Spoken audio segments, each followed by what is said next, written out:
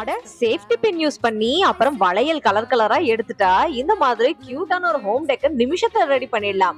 அதுக்கு இந்த மாதிரி கொஞ்சமா பேர்ல், அதுக்கப்புறமா சின்ன சின்ன காசு கிடைச்சா அது மட்டும் எடுத்துக்கோங்க. அந்த காசு மலை மாதிரி வரும்ல, அதை எடுத்துட்டு இந்த மாதிரி பின்னுல 3 பேர்ல் கோத்துட்டு அதை இந்த வளையல்ல அழகா இந்த மாதிரி கோத்துட்டீங்கன்னா பின்னோட சேர்ந்து வளையல் ஒன்னோட ஒண்ணு அப்படியே merge ஆயிடும். இதுக்காக நீங்க செலஃபன் டேப் போட வேணாம், எந்த நூல் வச்சும் கட்ட வேணாம். பின்னையே ஒரு இன்ஸ்ட்ருமெண்டா யூஸ் பண்ணி அழகா இந்த மாதிரி பண்ணிட்டு கொஞ்சம் ஜம்பரிங் எடுத்துட்டு நான் சொன்ன மாதிரி குட்டி குட்டி காசு மேல இந்த மாதிரி 20 ரூபாய்க்கு கடையில விற்கும்.